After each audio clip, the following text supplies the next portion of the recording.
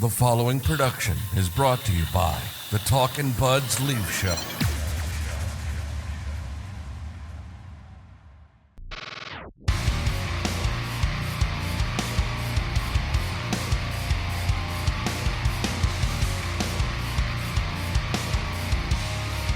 Here we go, Talkin Buds Leafs Show. The Toronto Maple Leafs have won 7 in a row. We were on here 2 weeks ago after the Ottawa loss, and I was ready to pack it in. I was where you were at after Game 3 against the Florida Panthers last year. I was just at the end of my rope, and what do you know? This miraculous turnaround, the click that we've been waiting to happen all year seems to have happened with a 7-game win streak. First time in 20 years they've had a 7-game win streak. Pretty damn impressive. That's fucking crazy. Before we get into it, I think we need to do some special shout outs off the top. And if I can get a bit sentimental with everyone here for a few minutes, if you'll just indulge me. Ryan and I started this pod 5-6 years ago just as a way to like kind of hang out together and have like kind of a hobby that we could do together and provide the kind of Leaf talk that we enjoy listening to, which is, you know, banter type, shooting the shit kind of vibe, not bludgeoning the listener with numbers and statistics and like kind of coming off like know-it-alls, just two guys who will openly profess to you, we don't know. We are not know-it-alls. We just like to come on here and talk and give our opinion.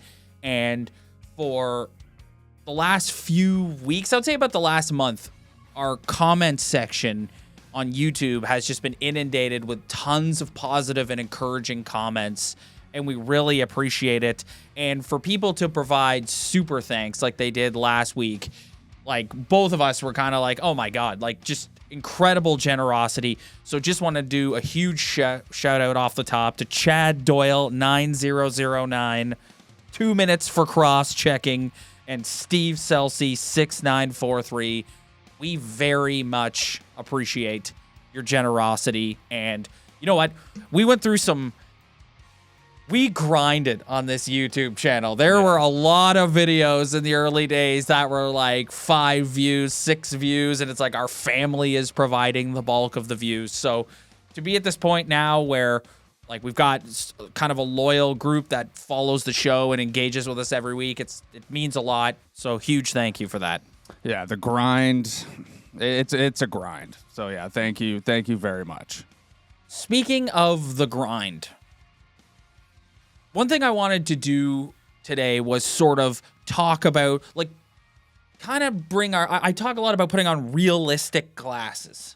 And I find in these situations, when you're emotionally invested in this team or any sports team, the pendulum really swings. It goes from, oh my God, like where I was at 2 weeks ago to now they've won 7 in a row. Like, could this be their Florida Panther moment from last year? Is this like a true turnaround? And I think if you want to put the realistic glasses on, this is my assessment of what is happening right now with the Toronto Maple Leafs. I think the Morgan Rielly suspension plus illnesses that caused Tavares to miss a couple games, Marner to miss 1 game, the unfortunate situation with Mark Giordano's father, has sort of taken pieces out of this lineup and forced Sheldon Keefe to rethink the way he sort of assembles this group. And I think that has unlocked sort of a level of play and has sort of taken the team up a notch. And I think I heard Mike Johnson on Overdrive, and I thought he put it perfectly when he said, you know, this season has been a grind. Like, it has been a grind. It has been, they've just been like, we had tons of conversations on here. Like, is this team mid? Like, are they just not a very good team? And I'm not going to sit here and say they're all of a sudden a juggernaut that is never going to lose again and is going to march all the way to the Stanley Cup. But I do think this team was better than we initially thought. And it took sort of maneuvering the pieces around and trying to find a new way to solve the puzzle that Sheldon Keefe was forced to do that has sort of taken them up a notch. It's taken a long time. I mean, I think most of their seasons are like the way it is kind of now.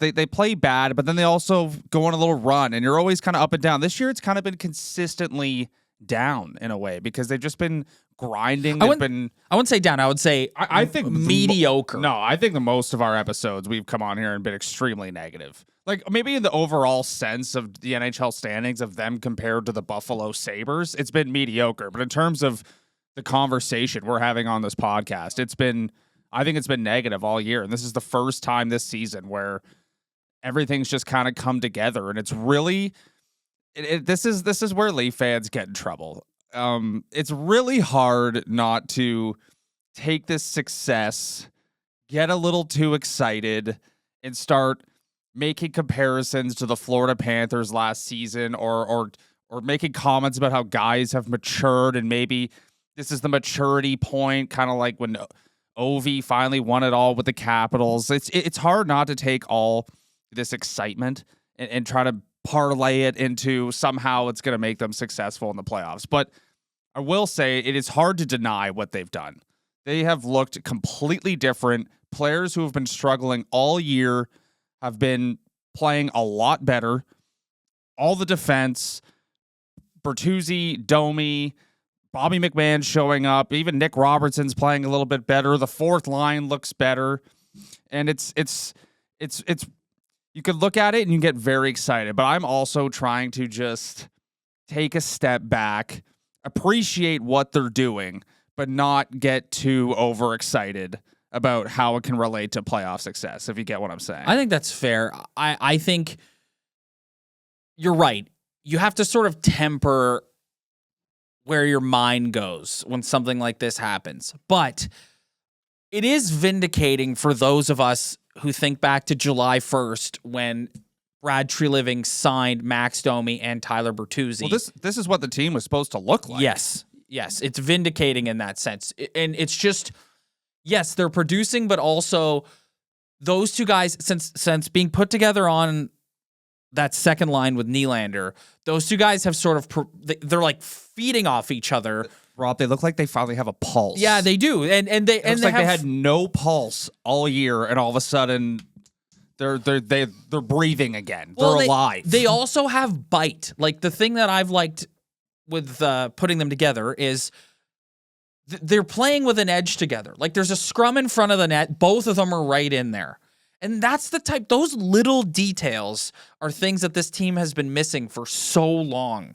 And to see that now, you've got Domi now centering that second line. He can skate and keep up with Nylander. I think if you look at the second and third line and the changes that were made there, I think you needed to get Tavares and Bertuzzi away from each other because they're similar type guys in the sense that they do a lot of their damage in around the front of the net. Neither one of them is super fast. No. So moving Tavares off that line and putting Domi at center who can keep up with William Nylander has made all the difference in the world. And also putting Tavares down has sort of woken him up a little bit by putting him with the emerging Bobby McMahon. It's a kick in the ass, too. And John Tavares' MO, especially when he was with the Islanders, is you could put him with someone and he can get them to produce. So putting him with a Nick Robertson also makes a lot of sense from that standpoint. Yeah. I think you can also say that William Nylander's taken a massive step this season and is showing that he can carry a line himself as well. You don't need to have him and Tavares on a line. What they currently have right now is every team's dream when it comes to assembling a lineup where you have multiple quote-unquote superstars.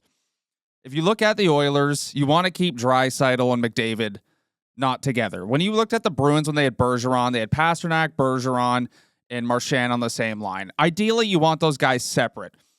What they have right now is everyone's dream, where you have Marner and Matthews together because that's just working, but you have two other quote-unquote superstars that were on the same line, but what you want is to spread out the wealth. When you have a third line that is producing, that is a recipe for success, and that is what every team dreams of. So yes.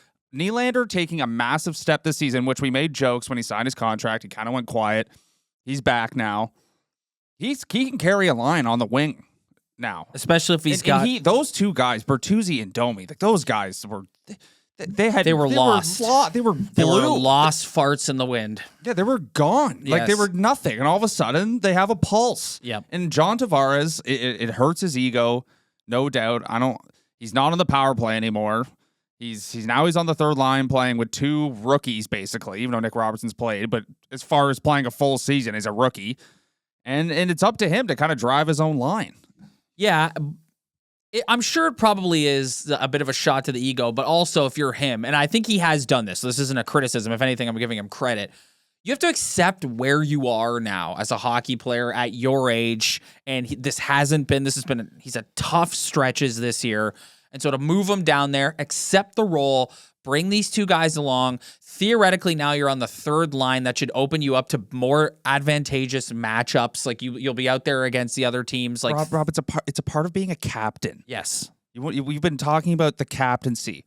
Him acknowledging that he's declined and accepting a new role on his team. That's a part of being a leader and being a captain. Yes, and pulling guys like McMahon and Robertson, or whoever is on that line going forward. That's what being a captain is. Yes. In my opinion. You talked about Nylander. I think the recipe now that is working for them is you've got depth guys who are contributing on the score sheet. Tyler Bertuzzi gets a hat trick, Bobby McMahon on fire, etc. But you've also got Austin Matthews still scoring at a torrid pace. You've got Mitch Marner, who is locked in points, locked in right now, and is the confident version of Mitch Marner.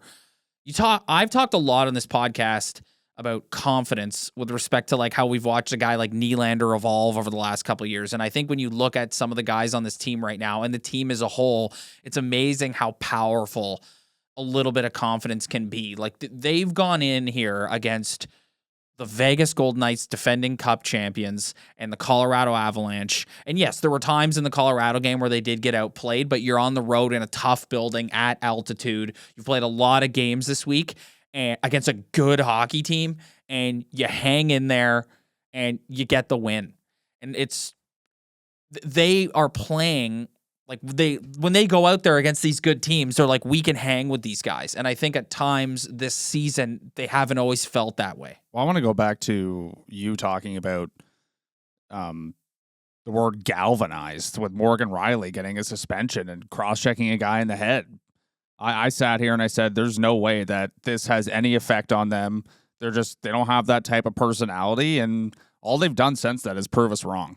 Yeah, but I don't know. I could be wrong. They were talking about this on the radio all week about like, do you think there was like a moment where something was said in the room? And maybe not.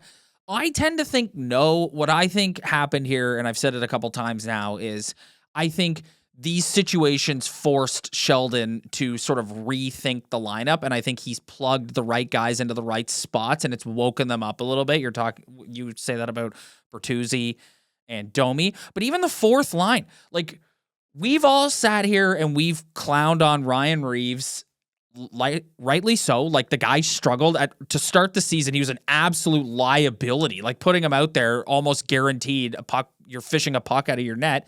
And since he's come back from his injury, he's been pretty good. They were the best line on the ice in the Vegas game. Yeah, they were dominant. Yeah, he's been pretty good, and they found a good spot now. Like Pontus on the wing down there, Kampf. You can sort of like move those two around.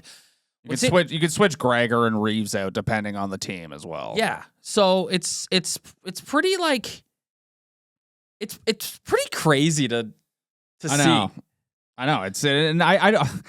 It's so Leaf fan, though. Yeah. I just don't want to be that Leaf fan who's coming on. I mean, it's been exhausting coming on here and just spazzing and being angry because it has been a very frustrating season. But I mean, it is kind of laughable how they just go on and run, even though it's been such a good run. I think that's why it's just been so good. So it's hard not to get excited because your criticizing hat comes on, and then your real Leaf fan hat comes on when they're playing so well. You start getting excited. You start thinking about what could happen in the future. But I'm trying so hard to just like rein myself in. And going back to that galvanized comment, it's not maybe maybe someone didn't stand up in the room being like, now we really got to go. But it did galvanize them, whether it meant to or not, or whether they tried to or not, because that whole thing just set off a chain of events that have kind of changed the way they look and the way they play. So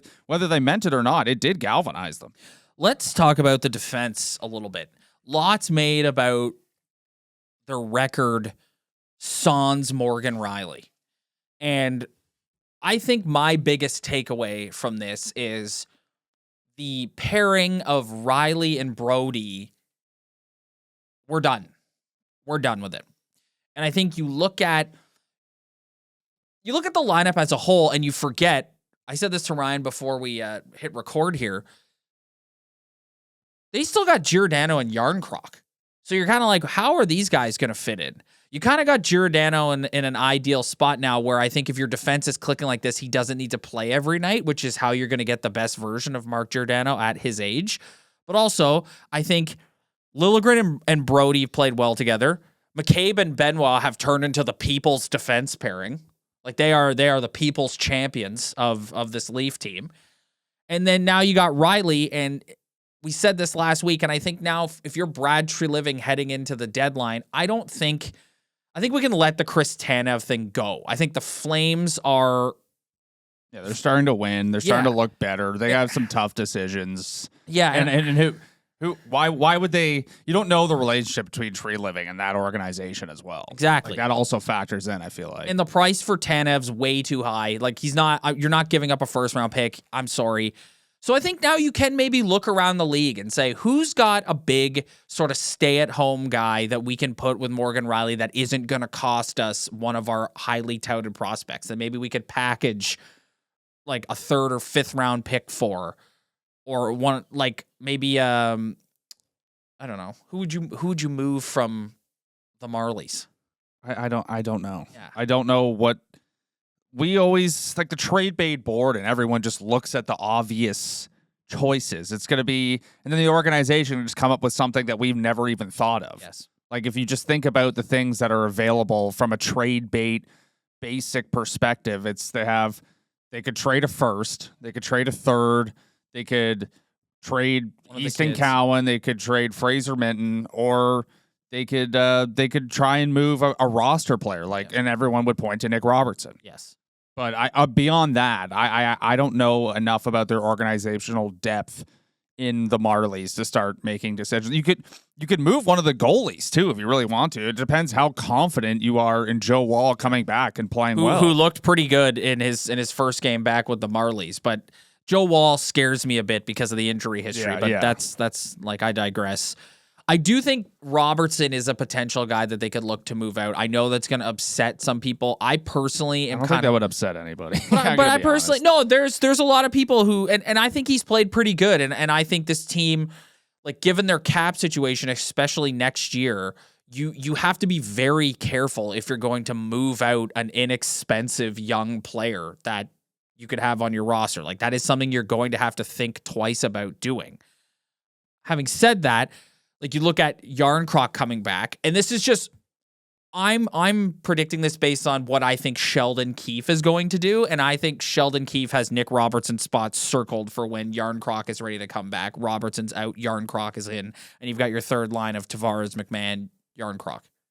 Yeah, that would definitely make sense. Yeah, so I think that, and the fact that I think that's where he would probably lean opens Nick Robertson up to potentially being a trade chip.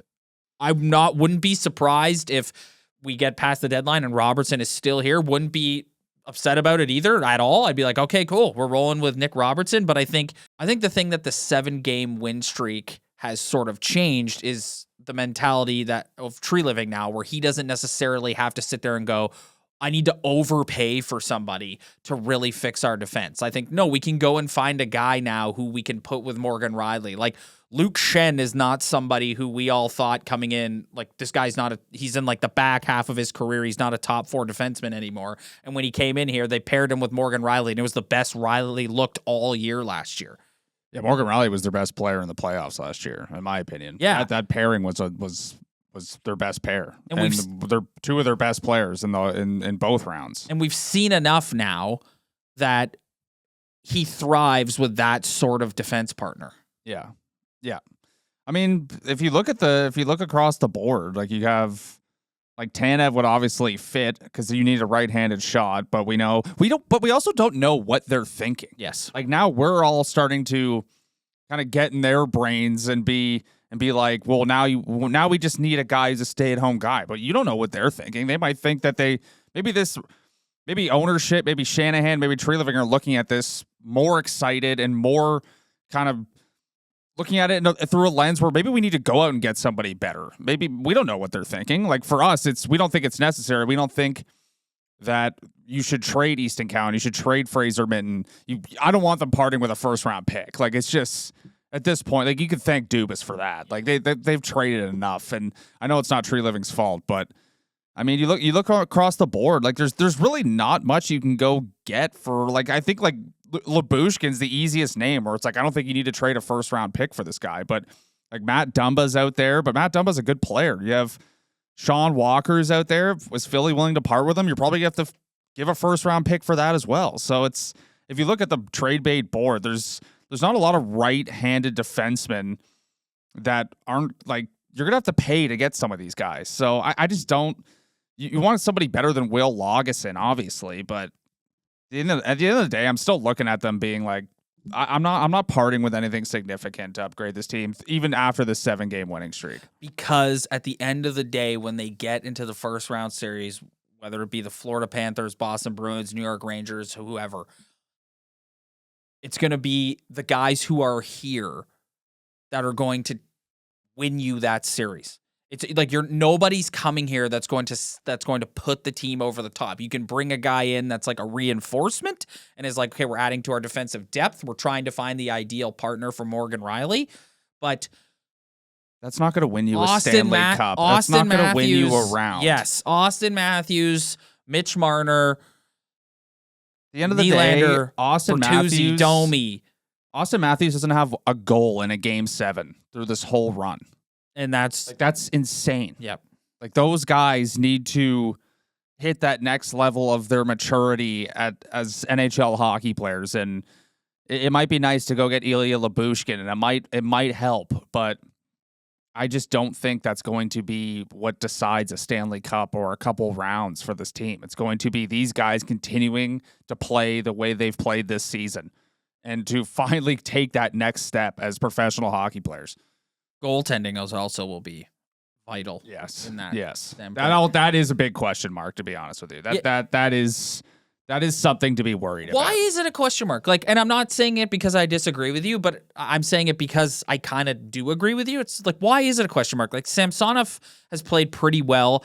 Marty Jones has come back down to earth, but Marty Jones like literally saved this team's season. So you can't be too hard on the guy. He came in when Wall got hurt and Samsonov was AWOL and literally helped them stay in the fight.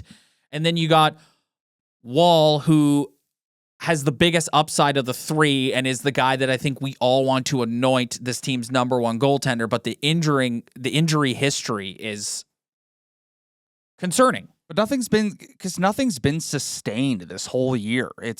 Samsonov was brutal. Wall came in, and I'm not forgetting about how well he played. He was playing unbelievable when they were at their worst defensively.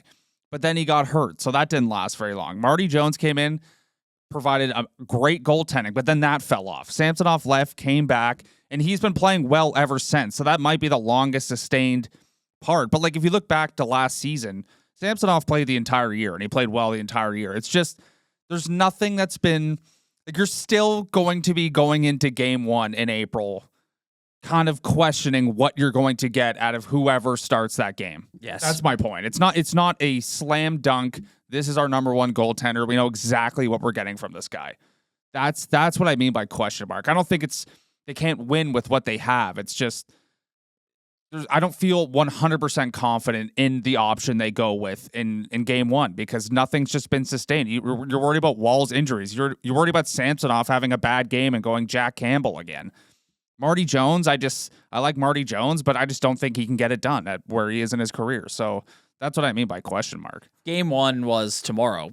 It's Samsonov. Oh, absolutely. I mean, I'm pretty sure he's got a top 5 save percentage in the league since he's come back from his week off. And he does let He's been very good. Yeah, and he's still, like, he does let in the occasional stinker, but everybody does, and he's been pretty solid. He did win a playoff series for them last year against Vasilevsky. Yes. 6 games. Like, I'm not forgetting that either. He's capable of that. It's just, he's not Vasilevsky. He's not Demko. He's not Hellebuck. He's not one of those guys. You're still going to be somewhat worried about what you're going to get at Ilya Samsonov. That's all I'm saying. Yeah.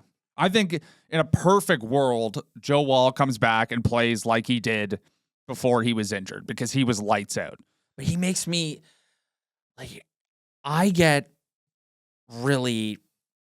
struggle with guys who have a difficult time staying healthy. And I watch enough pro sports to know that, like, there are just certain guys that, like, they're snake bit in that sense. That was Freddie Anderson. Yeah, and Freddie Anderson was good for an injury every single year. Every time Joe Woll is in the net and he moves left to right, my heart is going to stop because I'm going to be like, or if he has to stretch out and make a big save, or if there's contact in front of him. It's like he's just one of those guys, kind of like Matt Murray a little bit, like one of those guys that, like, it's a matter of time before, and I don't mean to, like, chirp the guy. I'm just saying, like, it's very hard to fully put your trust in a guy that has an injury history like this. And he's also only started 20 to 30 games in the NHL. Yeah. Like, as much as I've liked what I've seen out of him, there's not a huge sample size. But you could also say that about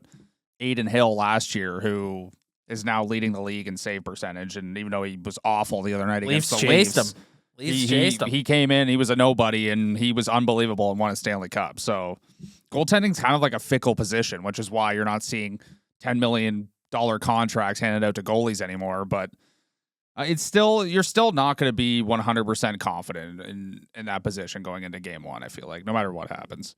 Before we wrap up today, I want to give you the floor here for you to talk a little bit about your birthday twin, Tyler Bertuzzi. Did you know that both Ryan and Tyler Bertuzzi were born on February 24th, 1995? And you are someone, you've been very vocal throughout this year that you have not liked his game. You've been one of the biggest Tyler Bertuzzi detractors.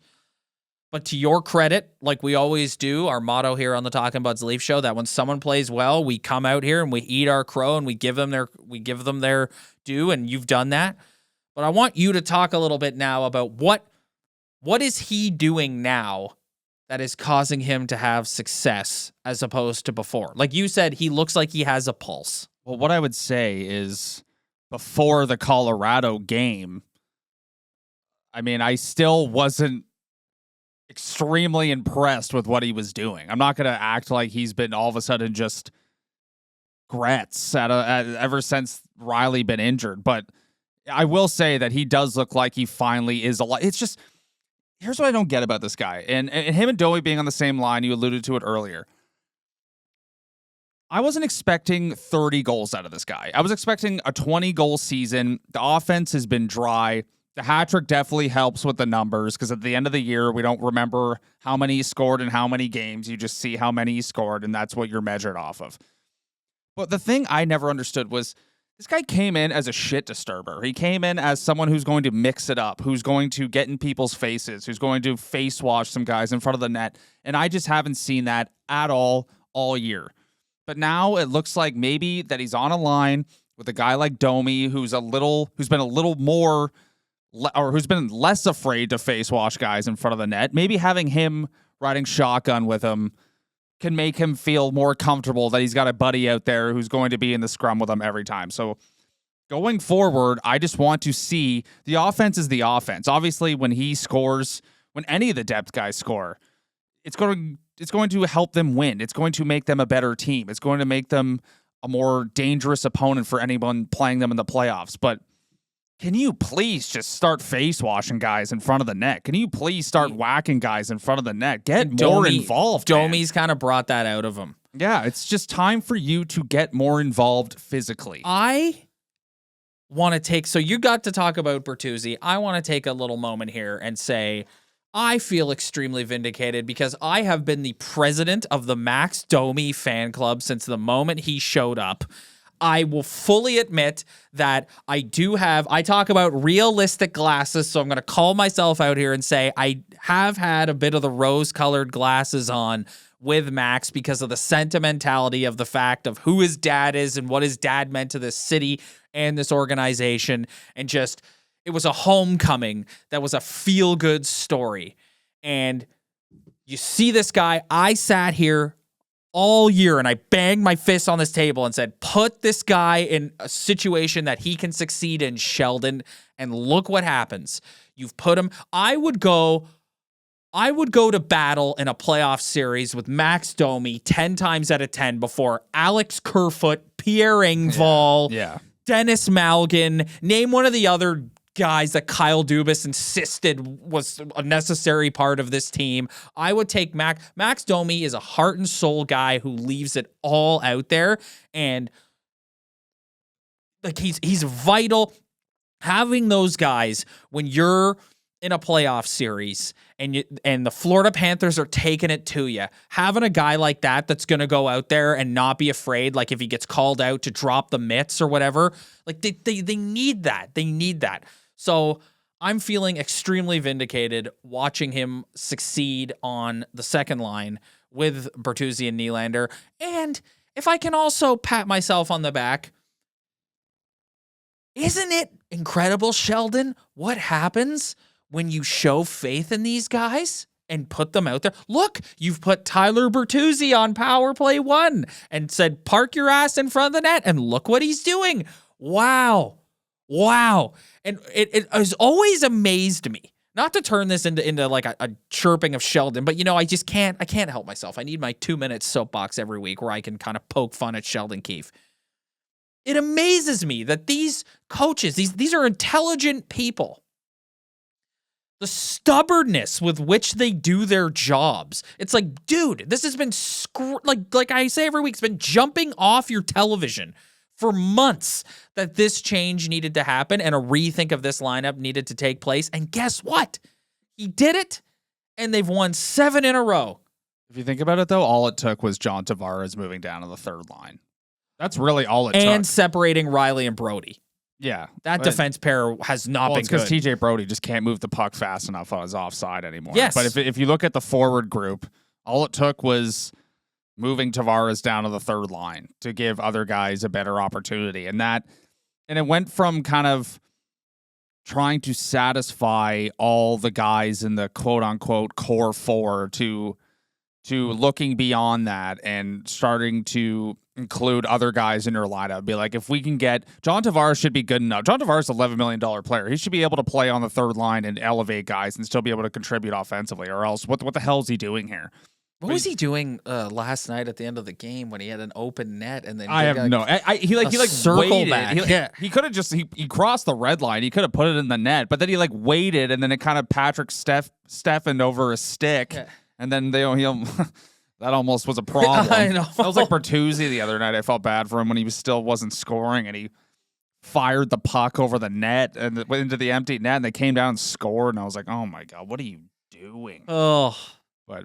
I mean, it just there's been so much focus on trying to make these 4 guys happy, and Marner and Matthews are still together, and they are just lighting it up. So there's no real focus on them right now. But let's stop trying to make the 4 guys as happy as possible and realize that they are highly paid hockey players because they're supposed to be guys who can elevate other players. And they finally just moving that one guy from second line to third line has really just elevated everyone's scoring, and and guys are just playing better as well.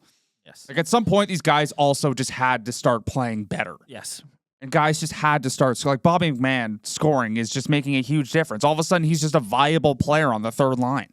If he wasn't scoring, then Tavares is down there with who? Robertson and him doing nothing? Like eventually some guys just had to step up and start playing better as well.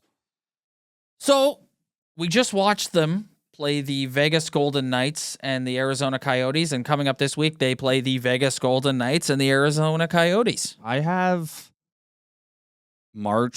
Saturday, March 2nd at 7 p.m. circled on my calendar. Why? Because Matt Rempe is Ryan Reeves has not dropped the gloves since the second game of the season against.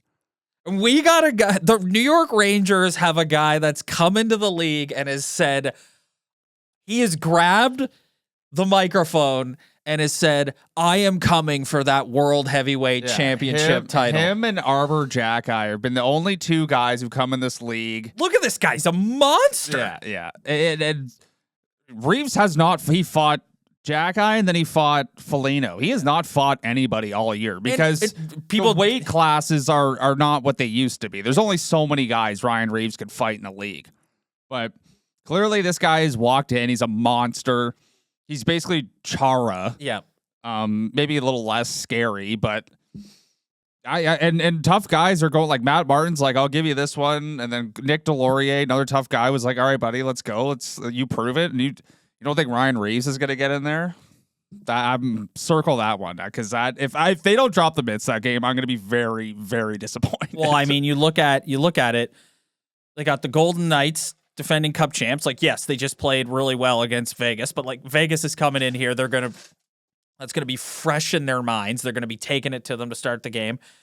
Coyotes, the Arizona Coyotes. I always get mad when they play the Coyotes and it's not at Mullet Arena because I love watching games at Mullet Arena. Yeah, we clown on that arena, but I actually enjoy watching hockey. It actually is pretty good. Yeah. It's kind of like, it's kind of a different, it feels different. I like it. NHL team playing at your local barn. You just called out that you're looking forward to next Saturday against the New York Rangers, but what about next Monday? Against the Bruins, yeah. Boston Bruins. Yeah, who can't stop losing in overtime. They're 5-11 in overtime this year. 5-11. Yep, 13 overtime losses. So I think 2 of those must be in shootouts. But I was watching, they blew the 2-goal lead against Vancouver. And then on the broadcast, it said they were 5-10 going into that overtime. Now it makes them 5-11. That's not very good for a team who's leading a division. No, it is not. All right, buddy. We're going to get out of here. We will be back next Sunday. We're doing the once a week every Sunday now. So make sure you hit that like and subscribe button below. Set your calendars. Does that even make sense? Set your calendars. Set your calendars. No, you click the notification button on YouTube, so that way you're notified when there's a new video dropping. Yes, click that notification button every Sunday as we get closer to the deadline, which is a week, just under 2 weeks away. We'll see what happens. We'll start to ramp it up to the 2 a week as we get close to the playoffs. And then, like I said, playoff time, we'll be here after every single game. Hit that like and subscribe. Hit the notification. Spread the word. Tell your friends. Leave a comment. Love the engagement. We really appreciate it. We'll see you guys next Sunday.